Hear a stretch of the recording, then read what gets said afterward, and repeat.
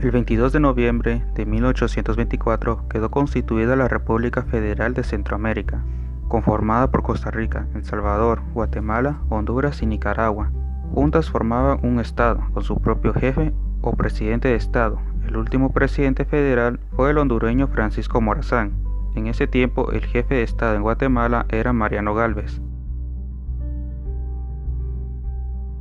A raíz de la caída del gobierno de Mariano Gálvez, el 1 de febrero de 1838, todos los gobiernos centroamericanos se fueron separando de la Federación, cuyo presidente Francisco Morazán trató de detener y mantener por la fuerza.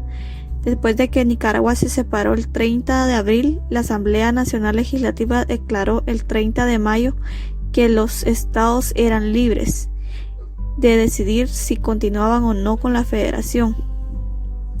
El 7 de julio, el Congreso Federal declaró que los estados eran cuerpos políticos soberanos, libres e independientes.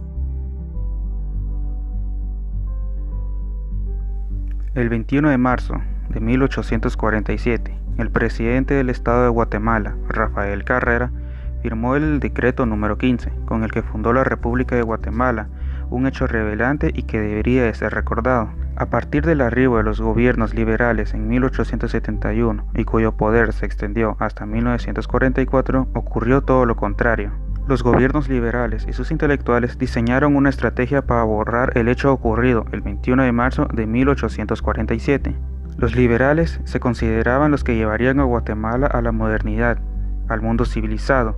En su proyecto de modernización, decidieron romper con el modelo que los presidió, es decir, el régimen conservador de 1838 a 1871. Los liberales se encargaron de crear el imaginario de nación más exitosa que ha habido en Guatemala.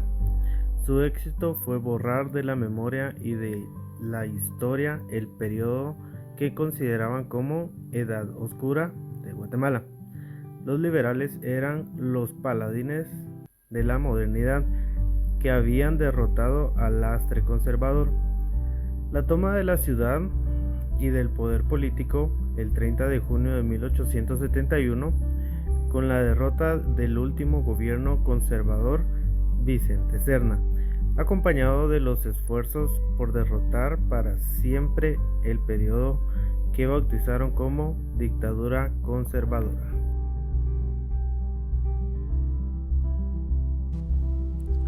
Los autodenominados liberales decidieron que en su proyecto de nación tendría más sentido la conmemoración de hechos como la independencia de Centroamérica del 15 de septiembre de 1821 que el de la fundación de la República de Guatemala. Estas ideas se trasladaron a la historiografía y a los libros de texto de la época. Con el advenimiento del centenario de la independencia de Centroamérica, celebrado el 15 de septiembre de 1921, los gobiernos liberales e intelectuales lograron el destierro de la fecha del 21 de marzo de 1847.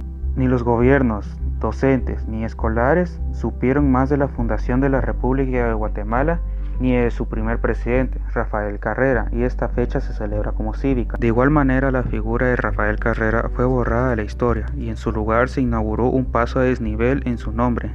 Los gobiernos liberales en la primera mitad del siglo XX elevaron a Justo Rufino Barrios como el reformador de Guatemala, y en su honor surgieron estatuas, escuelas, colonias, etc., y su rostro fue estampado en el billete de 5 quetzales.